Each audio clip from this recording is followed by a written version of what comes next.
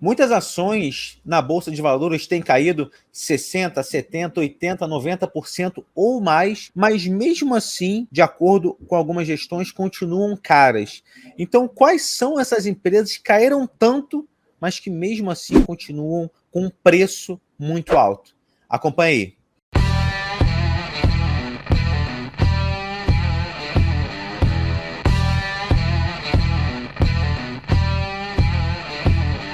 Fala pessoal, bem-vindo ao canal da Carteira Z, é um prazer ter a sua audiência aqui conosco, eu sou o Rafael Zattar e hoje a gente vai falar sobre as ações mais caras da Bolsa. Muita gente que não tem, de certa forma, uma metodologia para investir clara e objetiva, pensa que uma empresa só porque ela caiu muito, ela é uma oportunidade, mas algumas vezes ela já estava tão cara, mas tão cara antes, que essa queda só deixou ela menos cara. Então a gente vai falar hoje com o Luiz Fernando da Finacap para entender quais as empresas que o fundo não investe, quais as empresas que eles acham caras no nível atual. Eu queria pedir para você encarecidamente curtir e compartilhar esse vídeo. É importante que essa informação chegue à maior quantidade de pessoas para que as pessoas tenham informação de qualidade e acesso também de forma totalmente gratuita e genuína aqui da Carteira Z, tá bom? Então, Luiz, cara, muito obrigado mais uma vez por aceitar o nosso convite para falar sobre as empresas mais caras da Bolsa, ou pelo menos aquelas empresas que vocês não olham ou já tiveram. Enfim, vai ser um bate-papo bem legal. No outro call que a gente teve, na outra live, a gente falou sobre as maiores oportunidades da Bolsa, as 3 maiores oportunidades que vocês estão mais alocados e acreditam também nessas empresas. Pessoal, vou pedir para o Caio deixar o link aqui. Quem não viu, vale a pena, que ficou um bate-papo muito bacana. E agora, para falar sobre as ações mais caras, não vou nem pedir para você se apresentar, já está famoso no Brasil exterior aí, Luiz. No último vídeo falou também. Então, fala um pouco para a gente, primeiro, quais setores que vocês não investem ou que acham que, por mais que tenham caído, estão caros ainda. Enfim, fala desse contexto para a gente, Luiz. Obrigado e boa tarde mais uma vez. Tá, obrigado aí novamente. É sempre uma honra aqui participar da sua live. Você é uma pessoa queridíssima aqui, muito, muito legal aí os programas que a gente tem feito com você. Vamos lá. Veja, essa questão de falar mal aí, falar que não investe é meio delicado, mas eu vou procurar ser bem racional aqui e explicar o que é que a gente pensa aí sobre esses ativos aí que a gente vai falar hoje, por que a gente não investe. Vamos lá, a gente vai falar das ações que a gente já investiu no passado, principalmente, então a gente tem algum conhecimento e conseguiu construir uma tese de investimento e depois de saída dessa posição, né? Uma razão objetiva para sair desses investimentos. Então, eu acho que a gente pode trabalhar em cima desse raciocínio, tá? A gente... uma das ações, eu acho que é óbvia, né? Foi uma história de sucesso. Aí a gente aproveitou muito esse rally que foi a Magazine Luiza. A gente entrou na ação realmente lá no início, para você entender. Ela desdobrou tanto que eu perdi a referência, mas eu sei que ela multiplicou várias vezes o valor que a gente investiu. Eu me lembro da capitalização de mercado na época, era cerca de 500 a 600 milhões de reais que a empresa estava sendo precificada na Bolsa. E uma notícia que chamou a atenção, inclusive, foi de uma seguradora que estava pagando quase o mesmo valor da capitalização de toda a empresa. Ela estava pagando um FII, né, para poder distribuir o seguro, aquele seguro de garantia no balcão da Magazine Luiza. Então, isso chamou muita atenção. A gente tinha visto já no IPO muita informação interessante sobre a empresa, tinha a reputação de uma gestão muito boa, né? Uma cultura de dono. Então, a gente tinha essa percepção boa da empresa e os preços pareciam totalmente fora da realidade. Então, a gente tem essa filosofia aqui, né? Quando eu falo de empresa barata e empresa cara, a gente procura sempre empresa barata de uma perspectiva bem objetiva de múltiplo, principalmente. A gente sempre procura identificar empresas baratas através dos múltiplos, né? Essa é a primeira forma de a gente identificar oportunidades. Preço-lucro, preço-valor patrimonial, retorno de dividendos, né? E então foi assim que a gente identificou, a gente fez o investimento. Como eu falei, o investimento multiplicou várias vezes e chegou um determinado momento em que o preço da ação, né, o valor de mercado, acho que chegou a mais de 100 bilhões, né? Isso tá. Eu depois perdi o acompanhamento, mas assim, o preço estava considerando implicitamente uma taxa de crescimento muito alta, né? A gente estava precificando uma série de situações possíveis, né, futuras, né, que são muito especulativas. E aí a gente já entra, não é o jogo que a gente sabe jogar aqui na Finacap, então a gente saiu desse investimento nesse momento. Bem antes, com certeza a gente não pegou, acho que a gente deve ter ido até uns 10 bi, 15 bilhões de valor de mercado, e a partir daí a gente perdeu todo aquele rally que a empresa teve em 2020, principalmente na pandemia. Depois da pandemia teve uma pressão compradora aí maior ainda, né, por conta das circunstâncias da pandemia, do lockdown, né, a ideia das empresas Big Techs, né, elas acabaram se favorecendo do contexto, e aí a gente não pegou por isso, porque a gente realmente procura se manter muito fiel a essa filosofia aí de comprar os fundamentos e descontar muito qualquer tipo de situação especulativa futura, crescimento futuro que a gente realmente não consegue, tem pouca probabilidade, ou a gente não consegue calcular essa probabilidade de forma objetiva de acontecer. Então, essa seria uma dos negócios aí que a gente achou que estava muito caro. Lógico que caiu muito, né?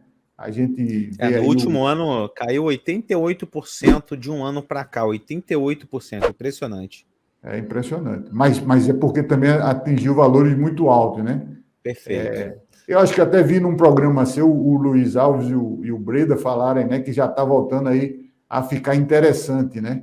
Eu realmente não dedico ainda, como eu falo, a gente olha muito múltiplo, então eu acredito que em termos de múltiplo ainda você não consegue ver essa precificação tão interessante, mas realmente 80 não deve estar, né, quer dizer, o racional, né, o valor em relação aos fundamentos econômicos certamente estão muito mais próximos de um valor justo do que estavam aí o ano passado, né? Então, essa é uma das situações. Tem outras situações, Zatar, que a gente teve aqui como experiência também, que a gente já comprou até com muito por baixo, com valor assim, na mesma lógica da que a gente fez com a Magazine Luiza, e foi um erro, inclusive, a gente perdeu dinheiro, foi na Saraiva. O raciocínio era muito parecido quando a gente viu o valor do mercado dela em relação aos ativos, principalmente, ao que a empresa já teve de faturamento e de lucratividade, né? O valor do intangível da marca muito forte.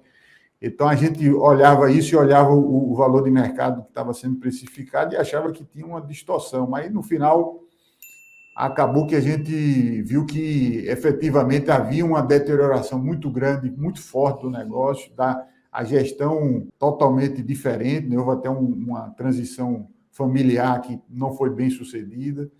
Então, a gente acabou revendo, apesar de ela continuar barata do ponto de vista de fundamento, né? Dependendo de como é que você faça essa conta, né? Você ainda tem ativos lá e tal. Até agora saiu algumas notícias interessantes sobre a empresa, né? De avanço aí no processo de recuperação judicial.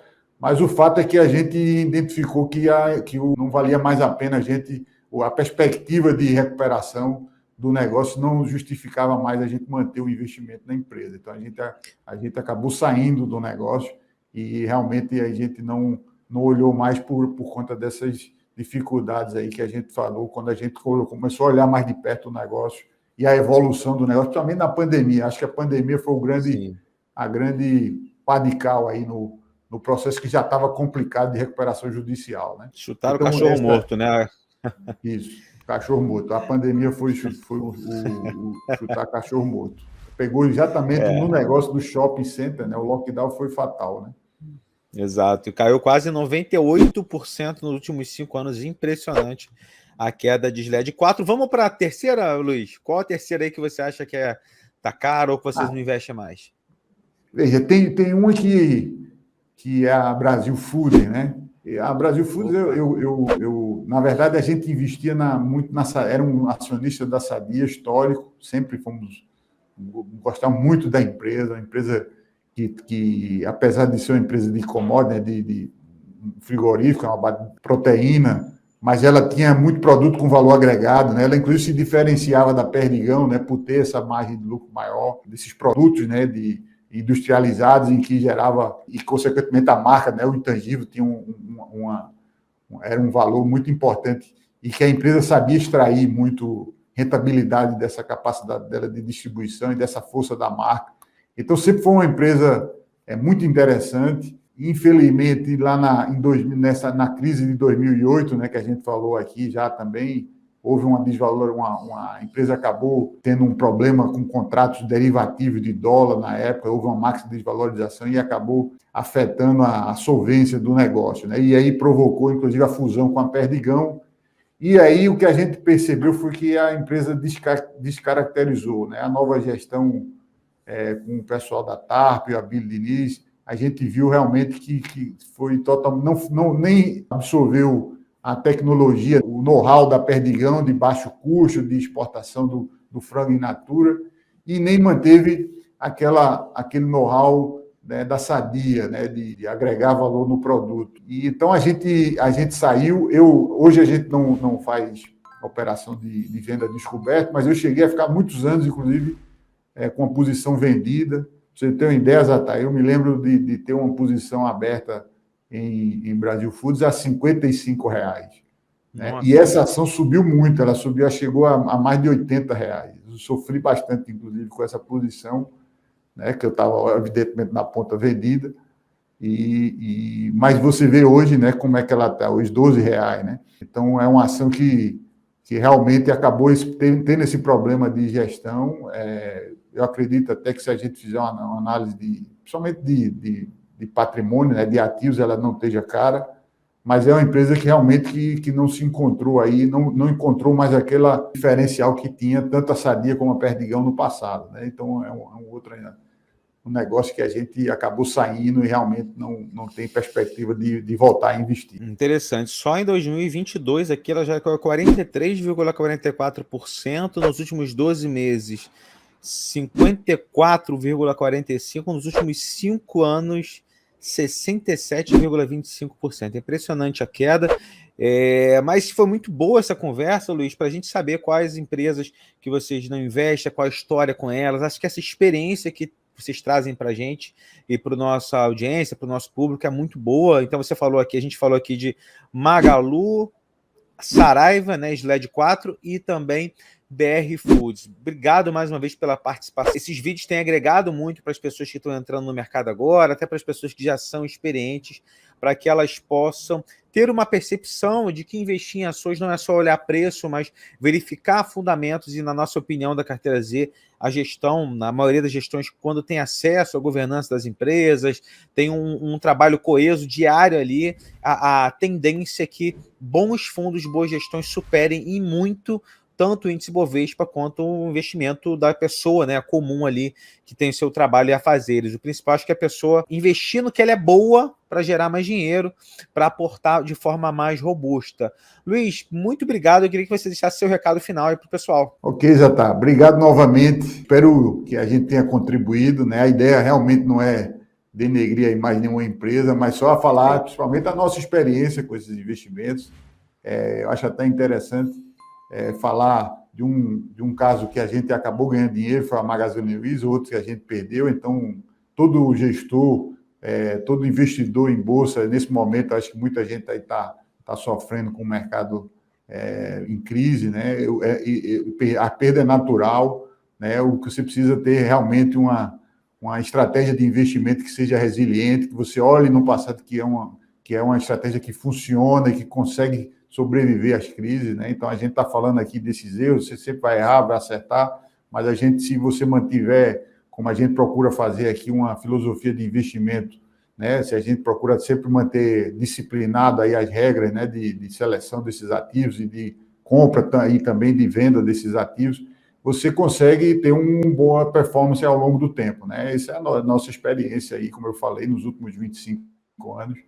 Graças a Deus, a gente conseguiu agregar muito valor aí para os nossos investidores por isso, porque a gente realmente tem procurado ser muito fiel aí a essa filosofia que a gente acredita que é muito consistente.